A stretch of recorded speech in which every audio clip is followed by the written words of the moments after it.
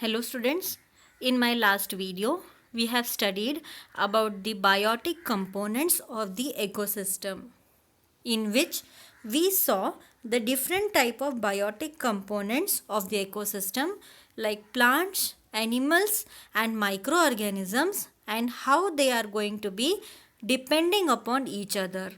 We saw what are autotrophs. Autotrophs are nothing but producers. Now these producers are going to be one which are producing their own food, and on these producers the heterotrophs are dependent upon. The heterotrophs can be of two types: consumers and decomposers. Consumers are going to be feeding upon the producers, and they can be primary consumers, secondary consumers or tertiary consumers based upon their feeding habits.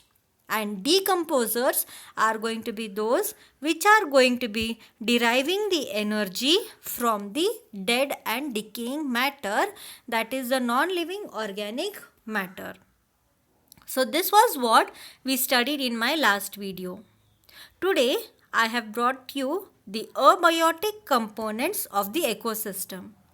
So what do you mean by the abiotic components? Abiotic components are nothing but the non-living components of the ecosystem. We know that our living life or our life is going to be supported not only by the living things but also the non-living things like water, light and temperature. So there are going to be various such factors upon which the living organisms are dependent upon. So from that, the main three we are going to be studying today in this video, and that is water, light and temperature. So before that, a brief introduction of what do you mean by the abiotic components.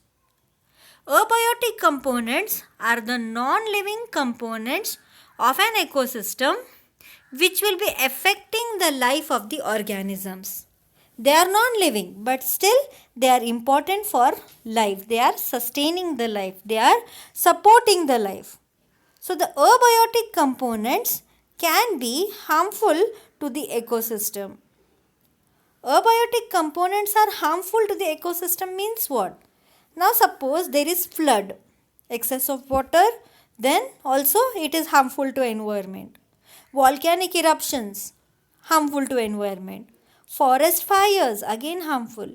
So the abiotic components are very much essential because without that there is no life possible on the earth. But together with that, we can see that they can be sometimes even harmful to the environment or ecosystem. And these abiotic component examples are temperature, light, water, soil, rocks, sulfur, nitrogen, phosphorus, proteins, lipids, carbohydrate, humic substances, any non-living thing that you are seeing into your surrounding. Right from a small soil particle to the large mountains, all are going to be non-living but essential. Now, here we can see that these specific abiotic factors represent the geological, geographical, hydrological and climatological features of a particular ecosystem. So let us study the abiotic factors. So as I said, for your syllabus, we are going to be studying only three types of abiotic factors, and they are temperature, water and light. All three very much essential. Coming to the first abiotic factor, temperature. So what is temperature? Temperature is nothing but the degree of hotness or coldness. How hot it is, how cold it is known as a temperature. Most ecologically relevant environmental factor. Temperature on land varies seasonally. In different seasons, the temperature is going to be different. It gradually decreases from equator to the poles and from plains to the mountain tops. It ranges from sub-zero levels in the polar areas and high altitudes to more than 50 degrees in tropical deserts. So the temperature is going to be different in different parts of the world, whether it is going to be at the equator or whether it is the poles, whether it is your Antarctic areas or the tropical deserts.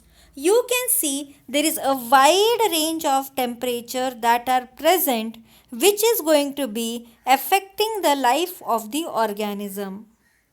Average temperatures in the thermal springs are going to be one which are present in the volcanic rocks, and deep sea hydrothermal vents exceed 100 degree Celsius. So I don't know how many of you all know that there is going to be a lake known as the Red Lake.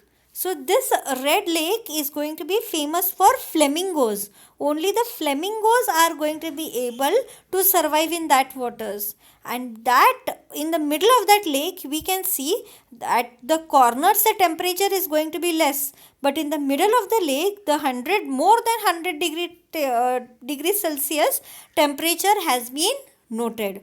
No human beings can drink that water or even touch that water. So you can see that the temperatures are very much important factor.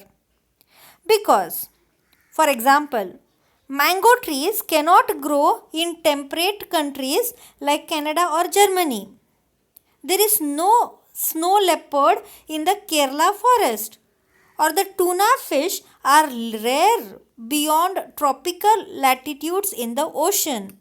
So temperature affects kinetics of the enzymes, basal metabolism and other physiological functions of the organism. The temperature is regulating our metabolism. I don't know how many of you are from the science background, but into the PUC first year science, we are having the topic that is enzymes. We all are made up of the enzymes. Our body is working on the enzymes, and the enzymes are going to be based or dependent on the temperature. If you are increasing the temperature, the enzymes will not work. If you are decreasing the temperature, the enzymes will not work. And our body is going to be based upon this metabolic process only. So temperature is going to be affecting the physiological functions of the environment. So a particular organism is able to survive and grow only into that temperature range. The second important factor here is going to be the water. Without water, we cannot even imagine to survive. So water is one of nature's most important thing in life. Essential to life. An organism's survival itself depends on water. So water is necessary for digestion, absorption of the food. It helps maintain proper muscle tone, supplies oxygen and nutrients to the cell, rids the body of water and serves as a natural air conditioning system. So water is going to be very much important for the survival of the living organisms. So this is the second most important factor. So here we can see that the desert animals are having special adaptations to limited water. So camel, for example, can store the water in its hump. Or you can take the example of a desert lizard, which is going to be able to produce the water in its own body, and plus it is able to concentrate the urine of its body so that the water is maintained inside the body. So in this manner, based upon the availability of the water, the organisms have been adapted to that limited water. Productivity and distribution of plant is also going to be dependent on the water. Which plant grows where, how it grows, how much it grows, everything is again decided by water that is present. Then, for the aquatic organisms, this was about the terrestrial organisms. But for aquatic organisms, water quality that is chemical composition, pH is very important. The salt concentration, that is salinity in parts per thousand, is going to be important. So in the inlands, that is in your rivers and the ponds, we can see that we are having only less than 5% of the salt concentration. In the seas, we can see there is going to be around 30 to 35% of salt concentration. And we are also having some hypersaline lagoons. For example, if you have heard about the Dead Sea. So, Dead Sea is not actually a sea, but it is a large lake which is hypersaline, means contains more than 100% of salt. Means there no water only is there. Whatever is present is going to be the dissolved salt itself. And hence it is known as Dead Sea, because in that concentration the density of the water becomes very much than the human beings or any organism. And no organism can drown into it. They are floating over that water because it is going to be having all salt. Only some bacteria are able to survive in these type of hypersaline lagoons, and no other organisms can survive. Hence they are known as dead seas. So the quality of water and the concentration of water is going to be making or deciding the life that is going to be present over there. And hence it is said that a freshwater fish cannot survive in the sea water, and a seawater fish cannot survive into the fresh water, because they will suffer the osmotic problems due to the different concentrations of the water in the inland waters and the sea waters. Then coming to the third type of the abiotic factor that you have to study, and that is the sunlight. The sun provides light and warmth, and it is the energy source for almost all ecosystems on earth. Sunlight powers photosynthesis by plants, the main producer in most terrestrial ecosystems. Without sunlight, you can say no life on earth would be possible, because herbivores are depend on the producers that are going to be your green plants, and these are producing the food with the help of the sunlight. Plus, sunlight is also going to be giving us warmth. Suppose if the sun was not there, we all could have turned into ice. Plants need sunlight for photosynthesis. Small forests, plants, herbs and shrubs are adapted to photosynthesize optimally under very low light, because they are overshadowed by tall canopied trees.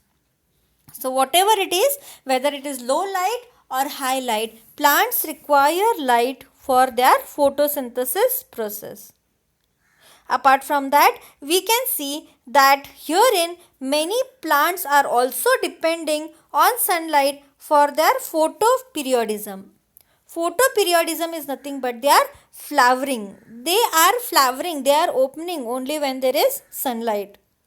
Also, many animals are using this light as a diurnal and seasonal variation. So, they are going to be using the light intensity for knowing their foraging pattern, that is to measure or to find where the food is, or even for their reproductive and migratory activities. The light is playing an important role. So, sun is going to be the ultimate source for the light and temperature on land. So, in the deep oceans, we can see the environment is dark, and there the sun energy is not available.